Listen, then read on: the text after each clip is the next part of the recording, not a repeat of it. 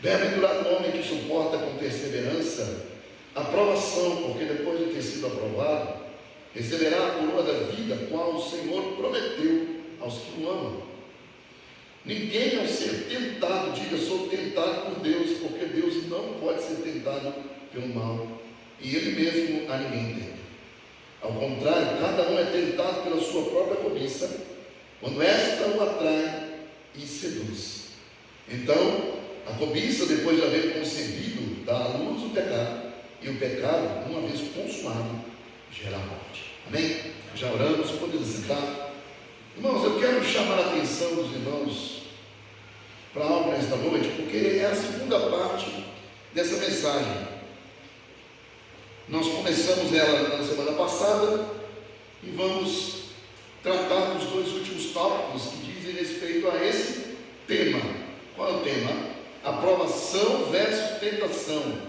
Como identificar a fonte? Provação versus tentação. Como identificar a fonte?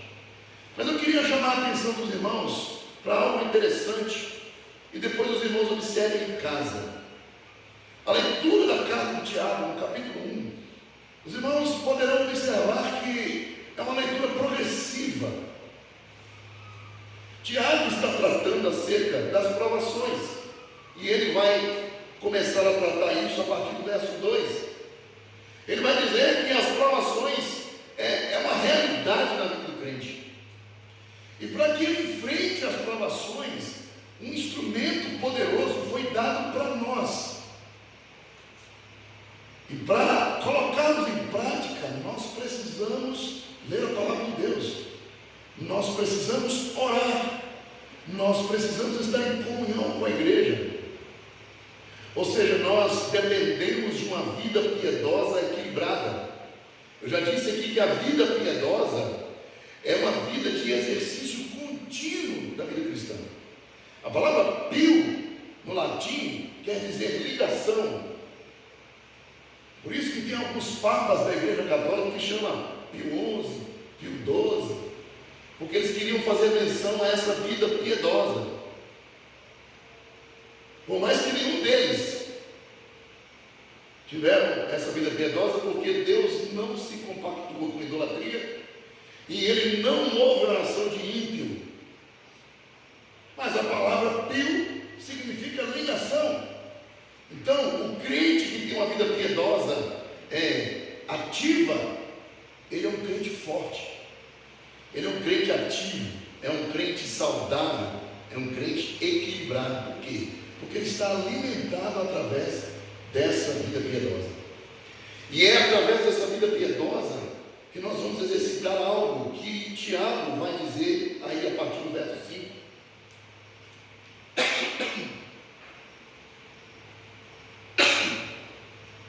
O verso 5 até o verso 8, Tiago vai falar a respeito da importância da sabedoria. Nós vimos isso aqui na semana retrasada. E depois falamos também acerca das circunstâncias terrenas que são transitórias. Então, observe, Tiago vai dizer que a provação é normal na vida do crente. Segundo, ele vai dizer que para ele enfrentar essas provações, ele precisa de sabedoria, discernimento. E só consegue isso através de uma vida exercitada, espiritualmente falando. E depois ele vai abrir um pouco mais o leque e vai dizer que as circunstâncias que nós passamos na vida, ou seja, as provações que ele começa a falar lá no verso 2, elas são transitórias. Ou seja, tem tempo de validade. Mas a transitoriedade dessas provações e dessas adversidades, elas só terminarão quando o Senhor vier nos buscar. Ou então quando Ele individualmente chamar a cada um de nós para estarmos com Ele. Elas são transitórias? Sim. Por dois motivos. Primeiro, porque começa uma e esta uma termina, e depois que termina começa outra. Segundo, porque tudo isso terminará quando nós estivermos com o Senhor. Nós precisamos entender, queridos, que as circunstâncias que passamos aqui, elas são transitórias.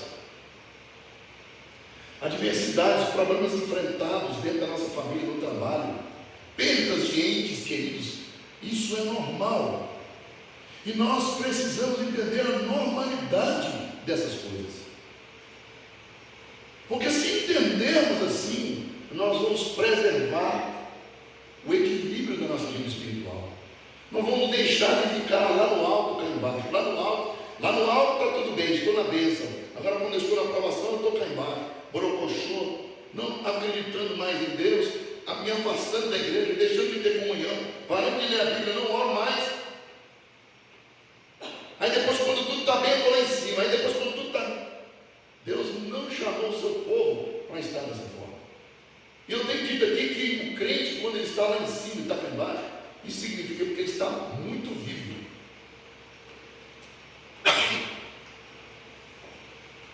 E o crente precisa morrer.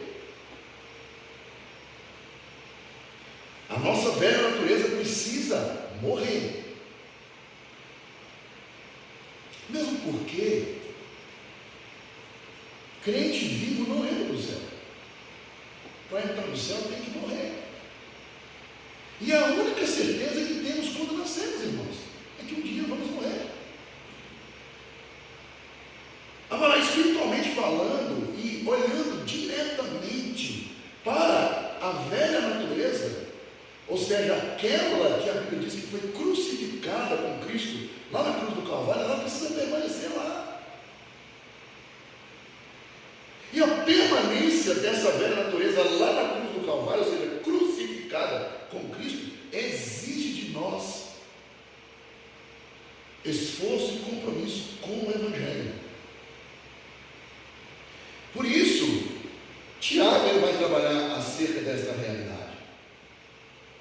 Agora, quando chega aqui no verso 12, ele vai afunilar de novo. Primeiro ele começa com um objetivo, ele abre o leque, terminando com a abertura desse leque na transitoriedade dessas adversidades, e depois ele fecha de novo esse leque para tratar de algo específico. Porque no meio do caminho, o ser humano ele é tendencioso a se perder. Afinal de contas, qual é a diferença entre provação e tentação? Não, eu estou sendo tentado, deve ser porque Deus está me provando. Não, nós não podemos confundir uma palavra com a outra. Mesmo que, na semana passada, dissemos que as duas palavras possuem a mesma raiz, mas nós precisamos entender qual a diferença entre provação e tentação. Nas minhas adversidades, o que eu fiz como tentação para ter uma adversidade? Ou quando é Deus que está nos provando e também passamos por adversidade? É isso que eu quero que os irmãos entendam. Porque senão nós vamos confundir as bolas no meio do caminho e vamos entender que inclusive Deus é o autor da tentação que nós passamos. E nós vimos na semana passada que Deus, ele não é o tentador. Primeiro, na semana passada, nós falamos que o crente, ele deve estar feliz quando está sendo provado. E ele começa o texto que nós lemos declarando bem-aventurado. E no original, essa palavra bem-aventurado quer dizer feliz. E o feliz aqui, irmãos, nós vamos entender que o conceito de felicidade que nós temos não é o conceito bíblico. O conceito de felicidade que a Bíblia quer que nós entendamos, ele não está limitado às circunstâncias. Eu disse isso aqui na semana passada. Quando está tudo bem com aquilo que fazemos, com um carro que nós submetemos à manutenção, trocamos as peças, regulamos, e aí nós vemos o carro rodar normal na rua sem dar problema nenhum, aí eu fico feliz.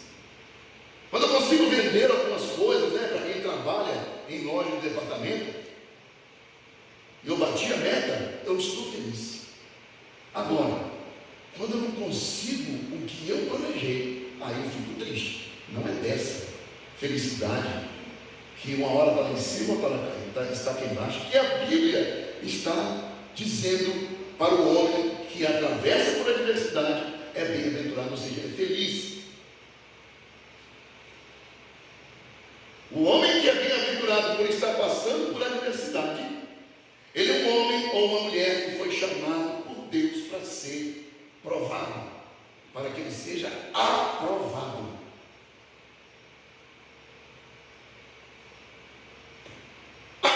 E esta felicidade, como disse aos irmãos, não está atrelada às circunstâncias, mas está atrelada na consciência que eu preciso ter, de que Deus me colocou num processo para que eu amadureça.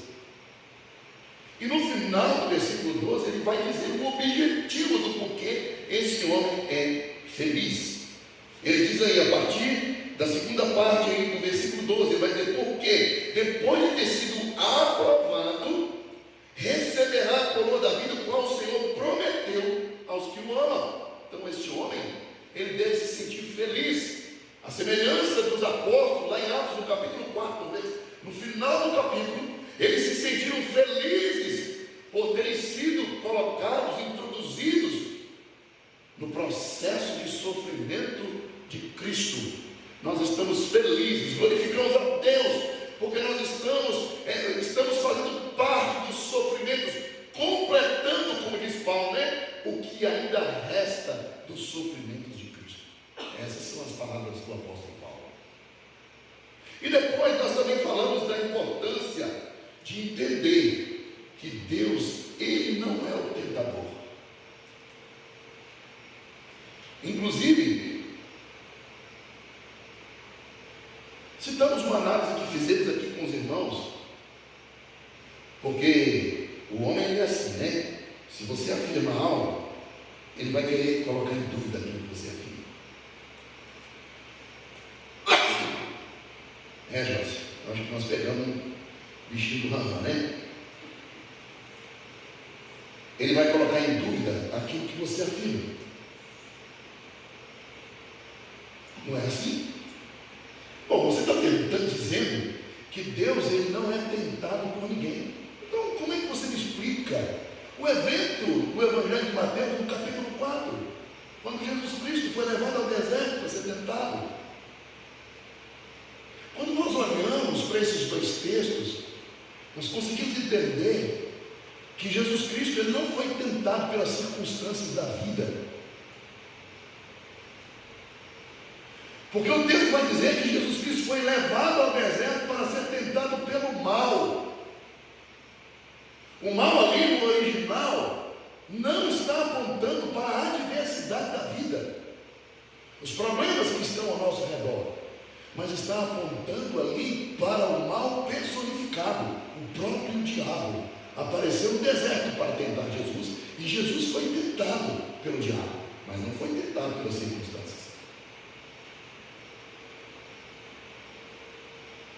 Falamos também que Jesus em Mateus no capítulo 6, quando ele vai nos ensinar a orar, ele vai dizer assim: Senhor, livrai-nos do mal. Ali também não é o mal de circunstâncias da nossa vida, mas é o mal personificado. Livrai-nos do maligno, numa outra tradução. Em João 17, Jesus vai interceder por nós. Não os peço que os tire do mundo, mas peça ao Senhor que os livre do mal.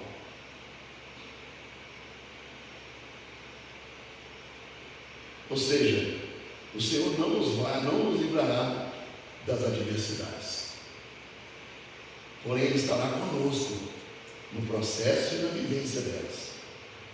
Mesmo sendo levado ao deserto para ser tentado pelo diabo, por mais que ele não tenha sido tentado pelas adversidades, sim pelo diabo, Jesus Cristo não cedeu à tentação.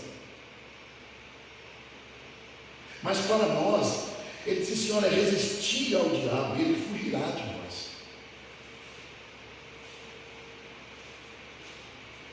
Ele manda resistir ao diabo para que o diabo fuja de nós. Mas ele não manda a gente resistir às tentações das adversidades. Perceberam isso?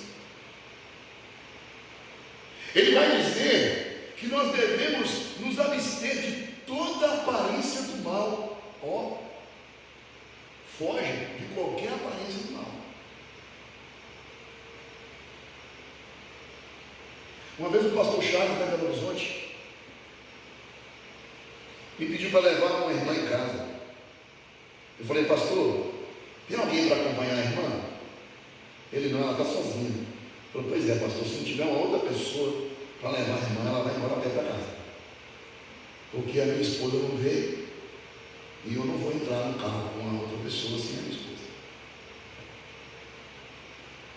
Aí eu pedi uma outra pessoa que estava com alguém para acompanhar, para levar essa irmã. Não leva, irmãos. Eu levo um homem, mas mulher sozinha não leva, não. Se depender de mim, infelizmente vai a pé para casa. E tomara que tenha uma outra pessoa para levar. E isso é fugir da aparência do mal. Aconteceu casos, antes de nós virmos para a igreja missionária Volta de Cristo, quando era membro de uma igreja batista, um dos pastores foi flagrado sozinho com a irmã no carro, conversando com ela, altas horas da noite. Olha, você pega a irmã para levar para casa, não leva para casa, e fica conversando com ela, altas horas da noite, só você e ela no carro. Como explicar isso? Senão aquilo que passou na cabeça de quem pegou. Quando você evita essas coisas, você está sendo sábio. Olha a ferramenta que nós falamos. Segundo, você está fugindo da aparência do mal. Ah, mas eu estou querendo ser bonzinho, cristão na vida dele ou dela. Deixa o outro fazer, você não. Se você estiver sozinho, não faça. Ô pastor, você pode me dar carona? Você e mais quem? Não, só eu. Ô irmão, infelizmente, não posso te dar carona. Minha esposa não está aí, eu não tenho como. A não ser que alguém nos acompanhe. Aí sim eu posso te dar carona. Do contrário, irmãos, vai a pé para casa. Isso é fugir da aparência do mal. Aparentemente parece que é algo duro, mas é isso que precisa ser feito. Porque o diabo, ele não brinca em serviço. Deus não é um tentador. O diabo, ele usa circunstâncias para derrubar a mim e a você. Então nós precisamos compreender qual é a verdadeira origem da tentação. Aí, sim, nós vamos dar continuidade à mensagem da semana passada. Verso 14 diz assim: ao contrário, cada um é tentado pela sua própria cobiça, quando esta o atrai e o seduz. Irmãos, eu quero que fique bem claro aqui nesta noite, que nós não estamos falando do diabo aqui. Nós precisamos encarar as nossas próprias mazelas e entender que essas mazelas são as nossas inimigas para a queda. E quando nós vigiamos diante de Deus, o Senhor nos livra de todo o mal. Olha o texto: ao contrário, cada um é tentado pela sua própria cobiça, quando esta o atrai e seduz. Nesse trecho do versículo que lemos, o autor, ele está afirmando que não é Deus a fonte da tentação. Inclusive, meus irmãos, ele abre o versículo da seguinte forma: ele vai dizer, ao contrário, cada um é tentado pela sua própria cobiça, quando esta o atrai. Por que ele vai abrir o versículo 14 com essa conjunção adversativa? Por causa do que ele escreveu no versículo 13. Ninguém ao ser tentado diga, sou tentado por Deus, porque Deus não pode ser tentado pelo mal, e ele mesmo a ninguém tenta. Aí ele continua, ao contrário, ou seja, ele vai usar uma conjunção adversativa. A conjunção adversativa, ela serve, meus queridos, para estabelecer uma relação de oposição. Observemos, ele mesmo a ninguém tenta. Aí o texto diz, ao contrário, cada um é tentado pela sua própria cobiça. Ou seja, como já havíamos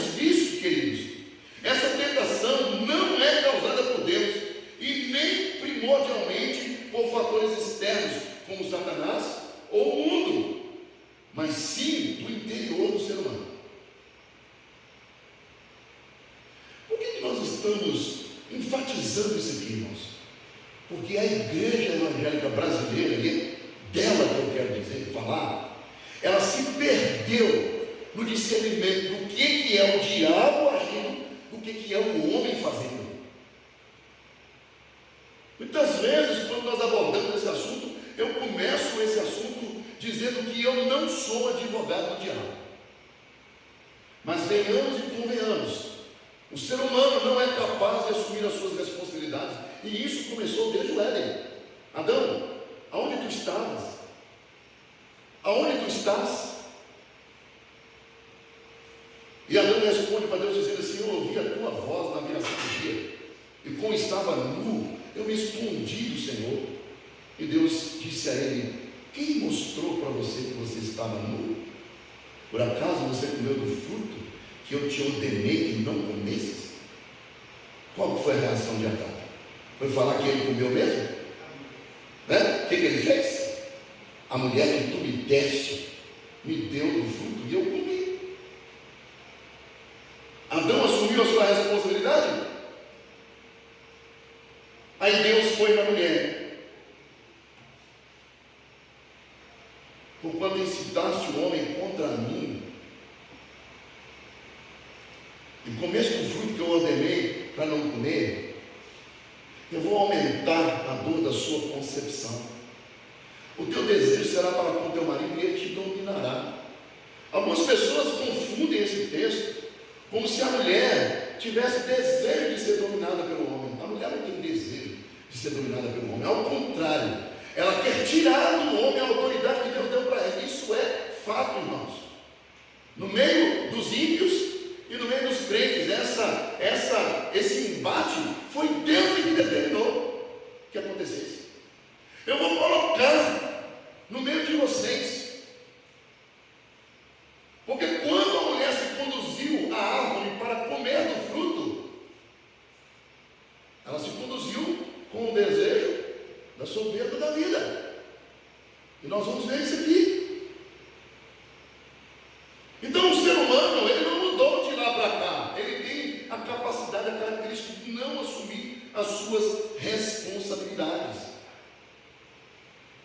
É do interior do ser humano que surgem os desejos malignos. A cobiça está dentro de nós. Isso é a Bíblia que está dizendo. Paulo, ele vai afirmar em sua carta aos Romanos, no capítulo 7, verso 23, quando ele narra o embate que ele mesmo tem com a sua velha natureza que falamos no início da mensagem, que precisa ficar lá na cruz, crucificada. É lá que ela tem que ficar.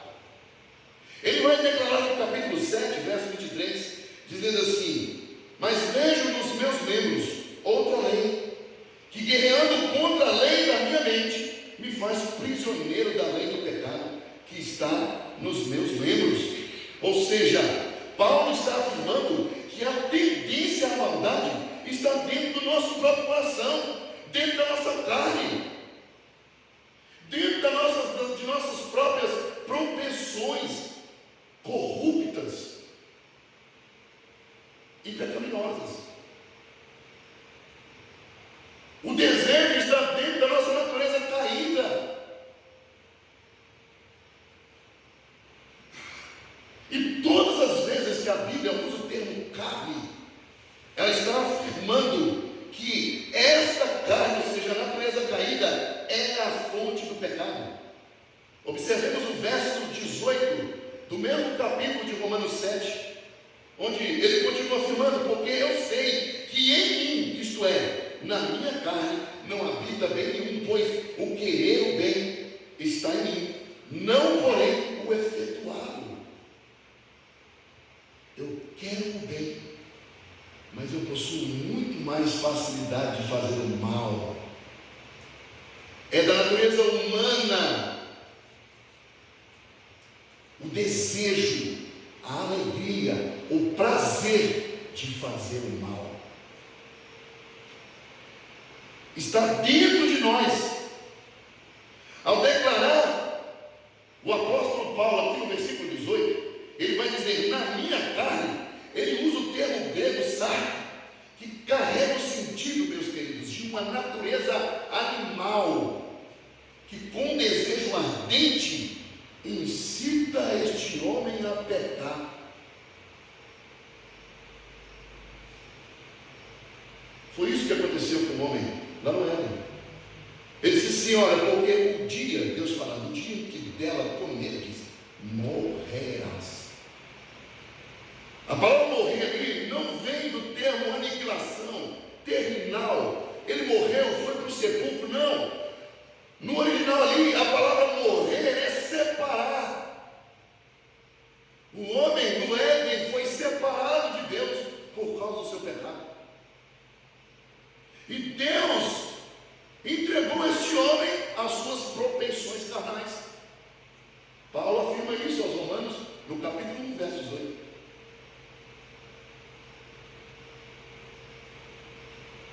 Portanto, queridos, a lei do pecado, ela está em nossos membros. Isto é, em nosso próprio corpo, na nossa própria natureza. Natureza é essa cativa ao pecado. É por isso que eu e você pecamos ainda. Mas quando nós, em parceria com Deus, no processo da santidade, nos entregamos a Ele, nós passamos a ter força para subjugar a velha natureza em Deus, porque sozinhos nós não vamos conseguir.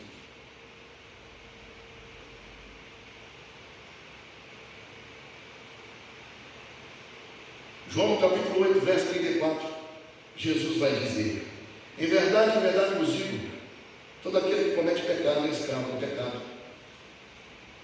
Mais uma vez fica claro aqui, meus irmãos, que pecar e ceder às tentações é tão natural para o homem como respirar. Você já fez a experiência de parar e falar assim: não, eu agora enchi meu pulmão. Então, se eu enchi meu pulmão, eu preciso esvaziá-lo, não é? Você fica assim o dia inteiro? Não, você respira naturalmente. É natural para você respirar. E da mesma forma que é natural para o homem e todo ser vivo respirar, para o homem caído, e mesmo para o crente em Cristo, pecar é natural. Está dentro de nós a propensão para o mal. A fonte está em nós, não em Deus.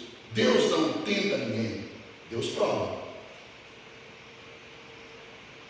Então todo pecado que é mantido como pecado de estimação, entendendo que através daquele pecado de estimação, eu dou o nome a ele de espinho na carne, porque eu entendo por equívoco que aquilo talvez seja um espinho na carne, porque Deus está me provando, e eu continuo mantendo aquele pecado na estimação. Cuidado, esse não é o caminho. Não mantenha um pecado de estimação, mande-o embora. Peça a Deus força para que você vença esse pecado nessa área em que você ou eu estamos caindo, porque cada um de nós aqui, temos um calcanhar de Aquiles, né? Uma observação de um mito grego. Aquiles foi um herói grego que, quando nasceu, a mãe dele mergulhou ele no rio Estígio.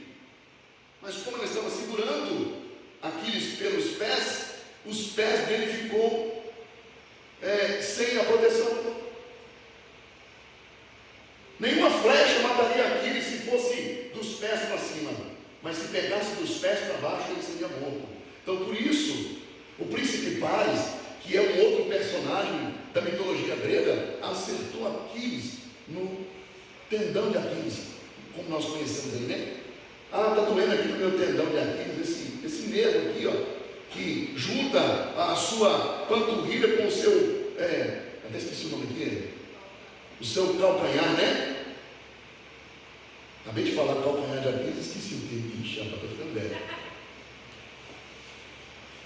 Pois é, todos nós temos um calcanhar de Aquiles, e o diabo conhece esse calcanhar de Aquiles seu, e o meu também. Por isso que nós precisamos nos esconder em Deus. Por isso que nós precisamos da palavra de Deus. que nós precisamos da oração, por isso que nós precisamos da comunhão, porque sozinhos nós não vamos conseguir. Ah, Senhor, eu já estou até com vergonha, Senhor, de ficar pedindo perdão ao Senhor todas as vezes quando eu peco por esse mesmo pecado. Descubra o gatilho que leva você a pecar e fuja dele.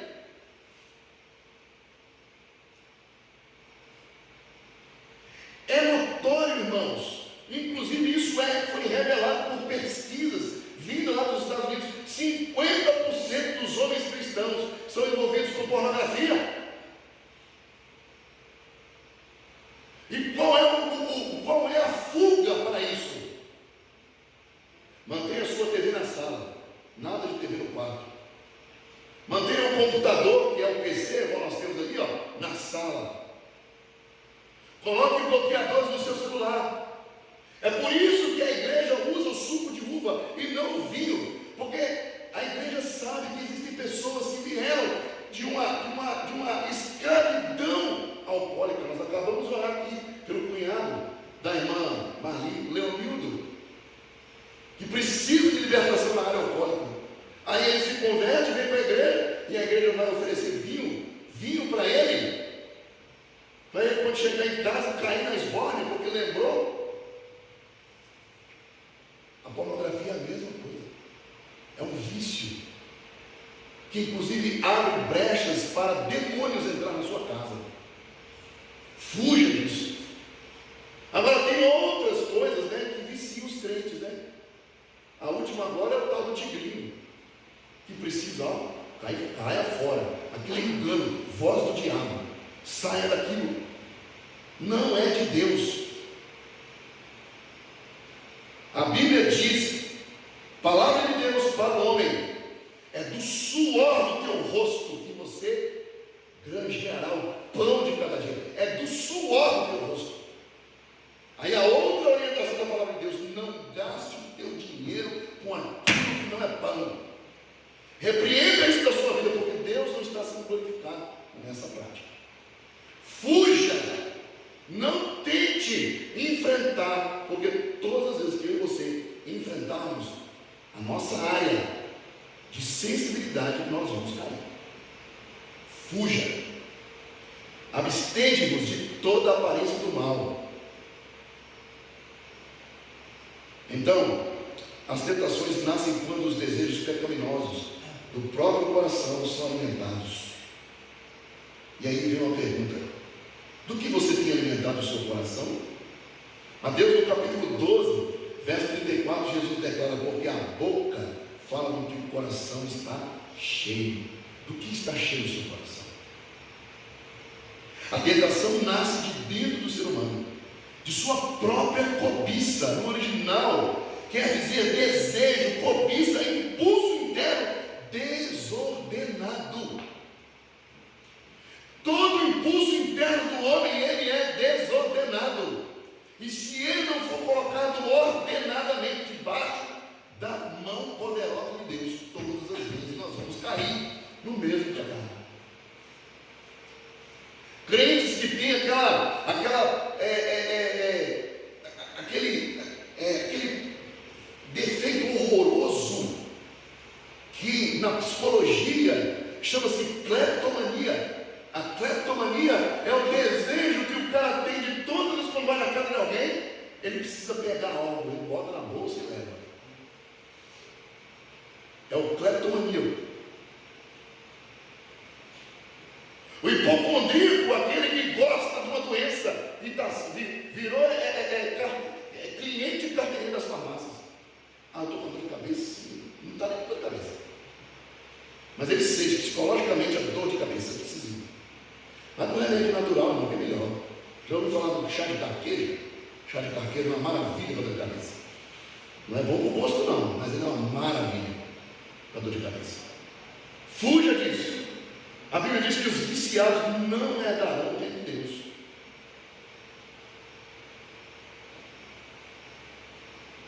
Em quarto lugar, caminhando para o encerramento, o processo da queda acontece da seguinte forma: há o desejo traz o pecado, e o pecado conduz àquele que pecou à morte. Verso 15: Então, a cobiça, depois de haver concebido, dá a luz ao pecado, e o pecado, uma vez consumado, gera a morte. Então, aqui nós estamos diante de um processo que possui uma estrutura progressiva. Ela vai avançando. Em primeiro lugar, há a concepção da cobiça, o desejo desordenado.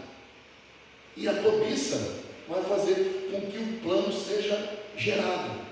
Eu vou fazer um plano aqui para conseguir o resultado da cobiça que está dentro de mim. Em segundo lugar, então, há o nascimento do pecado. O plano, ele é executado. E depois, a morte é gerada. O pecado traz a separação de Deus.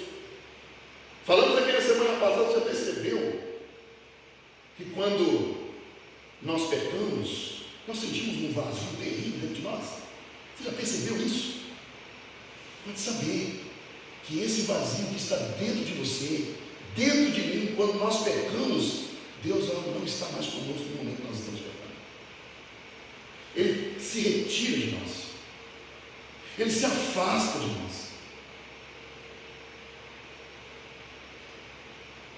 Meus irmãos, nós estamos aqui diante de uma metáfora biológica, porque há um desejo que dá o nascimento ao pecado, e do pecado vem a morte. Isso mostra que o pecado não surge repentinamente. Vocês lembram aí do caso da onça que comeu o camarada, acho que é Mato Grosso, né? Você pode ter certeza que aquilo não foi a primeira noite que ela apareceu ali, não. O predador, ele não vai na primeira. O caçador, quando ele vai caçar, ele vai cevando a sua caça. O animal do mesmo jeito. Você pode pegar lá um vídeo na internet, você vai ver, eles vão focar a câmera na onça que estava atrás da palmeira. Todos os dias ela ia lá observar o cara. O dia que for o momento propício para ela está bom. A cobiça é assim. Ela vai cevando você. Ela vai nos cevando. Ou seja, não surge repentinamente, mas é fruto de um processo. O combate do pecado deve começar na cobiça, ou seja, na mente. Antes dela se tornar ação, Jesus vai exortar para essa realidade. Ele vai dizer: qualquer que olhar para uma mulher com intenção impura no coração, já adulterou com ela. Então, eu olhei uma vez. Se eu olhar a segunda vez é porque eu desejo, então eu vou olhar continuamente, né? Porque é na segunda, tem nada a ver. Está aqui, ó. Saiu daqui e desceu para o coração. Já adulterou com ela. Não cobiçarás a mulher do teu próximo, diz a lei. Eu, porém, vos digo: aquele que olhar de maneira desejosa para uma mulher, ele já em seu coração adulterou com ela. O que Jesus está fazendo? Ele está tratando o pecado na mente do homem, antes que se torne uma prática.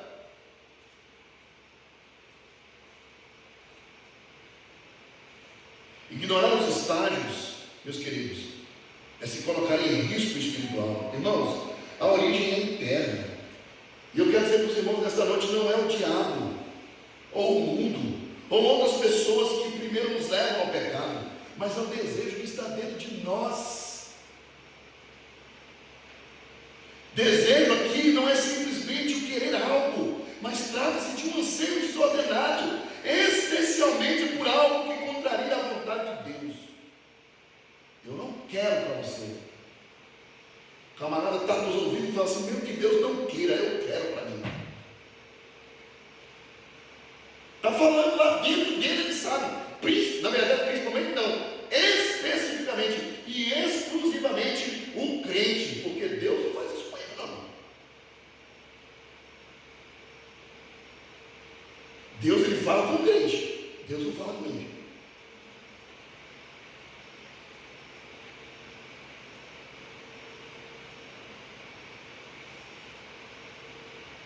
Por isso, irmãos, é necessário que olhemos para o exemplo de Eva, porque veio dela a experiência. Ela viu o fruto, e o texto diz que era agradável aos olhos, árvore desejável para dar entendimento. O texto vai dizer que vendo a mulher, a coisa era desejada, parecia boa, identificada aqui com uma concupiscência dos olhos. Ela possuiu aquele fruto antes mesmo de pegá-lo. João vai citar esses 3 comportamentos corruptos em sua primeira carta. No capítulo 2, verso 16, ele vai dizer: porque tudo que há no mundo, a concupiscência da carne, a concupiscência dos olhos e a soberba da vida, não procedem do Pai, mas procedem do mundo. E quando ele está falando mundo aqui, ele não está dizendo esse mundo que Deus criou, ele está falando daqui, ó. Tudo que contraria a palavra de Deus é mundo que está dentro da nossa mente, precisa ser expurgado. E aí eu me lembro aqui do pastor Cleilson, que é o nosso presidente, ele vai dizer assim, que nós precisamos esvaziar a nossa mente de tudo quanto é coisa deste mundo, e encher o saco com essas coisas da nossa mente, jogar no lixo, cuspir fora e botar fogo, e encher a partir do esvaziamento que ele chama de cabeça oca, porque está vazio, de Bíblia. A partir do momento que o crente enche a mente dele de Bíblia, ele vai se aproximando de Deus. A luz dele, como diz o texto, vai brilhando até se tornar o quê? Dia perfeito.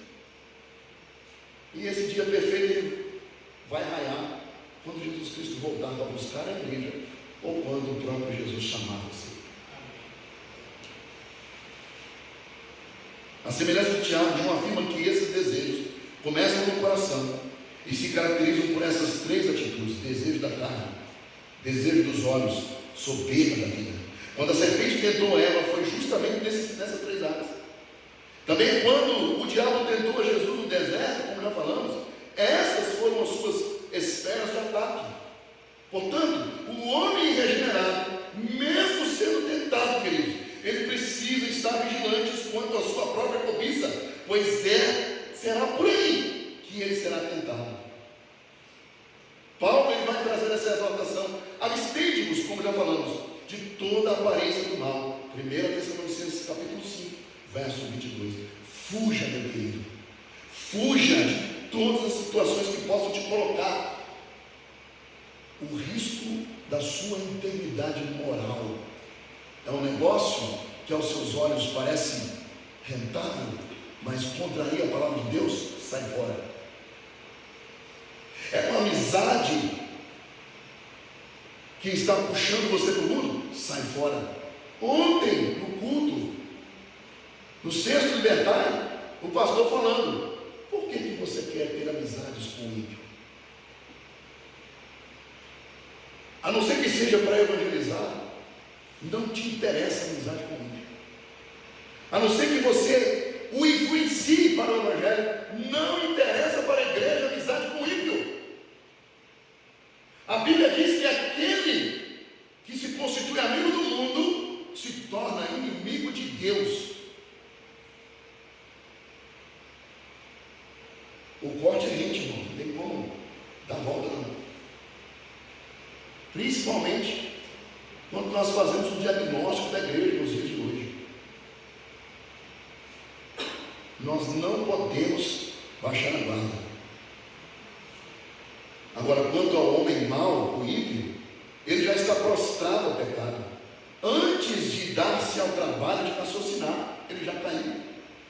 Outro exemplo é o de Davi em seu pecado com Batseba. Eu faço questão, meus irmãos, de ler aqui os versos do capítulo 11 de 2 Samuel, os versos 2 ao 4, diz o texto: uma tarde, levantou-se Davi do seu leito e andava passeando no terraço da casa real. Daí, viu uma mulher que estava tomando banho. Ela era muito formosa. Davi mandou perguntar quem era. Disseram-lhe: é Batseba, filha de Eliã e mulher de Urias, o heteu. Então enviou Davi mensageiros que a trouxessem. Ela veio e ele se deitou com ela. Tendo-se ela purificado de sua imundícia, voltou-se para sua casa. Meus irmãos, Davi ele tinha plena consciência do que ele estava fazendo, assim como Eva e Adão, não era. Plena consciência, nenhum dos dois estavam enganados. Eva desobedeceu a Deus juntamente esposo. Desobedeceu uma ordem direta. Vocês podem comer de todas as árvores do jardim, menos da árvore do conhecimento do bem e do mal, porque o dia que comer dela morrerá. Olha aqui, Davi é a mulher do teu servo Urias, a mulher casada. Você é o rei, você pode ter qualquer mulher que você quiser, desde que seja solteira. Por que você está querendo roubar a casada? Por isso está lá no Oriente Médio, Israel contra as nações árabes, castigo de Deus. O profeta Natan disse assim: olha, a espada nunca afastará da sua casa, porque você pecou contra mim. Essa é a razão da guerra entre Israel e os povos árabes. A espada nunca afastará de sua casa. O que é o simbolismo da espada? Guerra. Haverá guerra no meio de vocês, até o dia que você se converter dos seus maus caminhos e se submeter à minha vontade. Israel já vai para o ano 5, enquanto nós estamos aqui no ano 2025, Israel já conta lá no seu calendário o ano 5.000 e tanto. Estão esperando o Messias. Aguardem eles o Messias que eles estão esperando, o anticristo. Irmãos, nós não podemos brincar com o pecado. A cobiça está dentro de nós. Nós não podemos negligenciar o processo da queda. Que venhamos internalizar e pôr em prática o conceito do autor de Hebreus, desembaraçando-nos de todo o peso e do pecado que tenazmente nos assedia. Corramos com perseverança a carreira que nos foi proposta. Hebreus capítulo 12, verso 1. Amados, não é necessariamente ou especificamente o mal em si, pois muitas vezes é algo perfeitamente inocente, inofensivo. Qual é o mal de dar carona para uma mulher? Qual é o erro? Nenhum. Mas as pessoas em volta não sabem do que está acontecendo, mas sabem que você é um pastor. Lá o pastor, sozinho de noite com uma mulher. Eu conheço aquela mulher, a mulher é casada, e o pastor também. Qual é o mal? É a carona? Não, é os outros. Por isso que o apóstolo Paulo, lá em Coríntios, ele fala assim: se comer carne escandaliza o ser humano, é melhor que você não coma. Ele não está proibindo de comer carne, não, igual muitos ensinam por aí. Deus não proíbe nada. A palavra de Deus fala assim: que o Senhor nos deu tudo na nossa mesa para comermos, dando graças a Ele. Mas as nossas atitudes como crentes escandalizam o outro. Mude a sua atitude, saia fora. Brincadeirinhas, conversas, chocarrice, palavras frívolas que não convêm ao crente, sai fora. E para aplicarmos isso, encerrando, meus queridos, é necessário que façamos um exame pessoal. Quais desejos têm sido a fonte da tentação em sua vida? Segundo lugar, oração por santificação e alimento pela palavra, como já falamos. Peça a Deus força para resistir aos impulsos internos. Fortaleça-se através da leitura da palavra. Irmãos, nós estamos vivendo a geração mais analfabeta entre os crentes nesses dias. Ontem o pastor contou a história de um homem que perdeu o seu óculos. Sabe a maneira que ele achou o óculos? Tinha 2 anos que ele perdeu o óculos. Sabe a maneira que ele achou o óculos? Dentro da Bíblia dele. Então, se ele tinha 2 anos que ele perdeu o óculos, tinha 2 anos que ele não lia a Bíblia. Que crente que é esse que não lê Bíblia? Como é que está a sua leitura bíblica?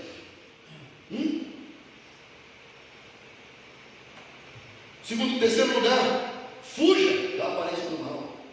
Seja vigilante. Como José foi vigilante com a esposa de Potifar. Já pensou? Meu marido está atarefado. Ele não tem tempo para mim. Você é um jovem tão lindo, bem apanhado. Vem cá, deite-se comigo. Né, mãe? Não seria fácil? O cara não estava lá, não. E outra, Potifar entregou lá dele todo para José administrar. E ele fala: olha, todas as coisas o teu marido entregou na minha mão para administrar, menos você. E ela continuou tentando ele. Era o diabo que estava tentando José. Era a mulher do Potifar. Na verdade, não sei nem se era a mulher de Potifar. Eu acho que era a mulher do Satanás. Coitado do Potifar. O Potifar estava igual Satanás, Jéssica. Um chifre que não passava nem na porta. Pois é, irmãos. Ele poderia ter caído na esparrela com ela. No entanto, sabe o que a Bíblia diz? Que ela o agarrou. Depois de tanta insistência, ela o agarrou. E a palavra de Deus fala assim que José fugiu, deixando nas mãos da mulher de Potifar. A Bíblia nem perde tempo em falar o nome dela. Deixando nas mãos da mulher de Potifar suas roupas. E mesmo em face à ameaça de ser preso, José contou a verdade. Mesmo que seja a minha palavra contra dela, eu não traí a sua confiança, meu Senhor. Sejamos vigilantes e fujamos da aparência do mal. Por isso, irmãos, Tiago nos ensina com clareza: Deus não tenta ninguém ao pecado. A tentação vem de dentro do ser humano, do seu próprio desejo, mas Deus prova para aperfeiçoar. Ele não prova usando a tentação. Quem usa a tentação é o diabo. O desejo seduz para destruir. Cabe ao cristão identificar o desejo antes que ele se torne pecado. Qual é o seu desejo? Jesus disse assim: que o meu desejo é fazer a vontade de meu Pai e cumprir sua obra. Esse deve ser o nosso desejo. O meu desejo, o seu desejo, deve estar alinhado com o desejo de Jesus. Jesus disse assim: o meu desejo, o meu alimento é cumprir a vontade de meu Pai e fazer a sua obra. Possamos olhar para Jesus. Paulo disse assim: olha, olhemos para Jesus, autor e consumador da nossa fé. Olhando para Ele, diz o texto, seremos iluminados e jamais ficaremos confundidos, pois Ele é o caminho, a verdade e a vida.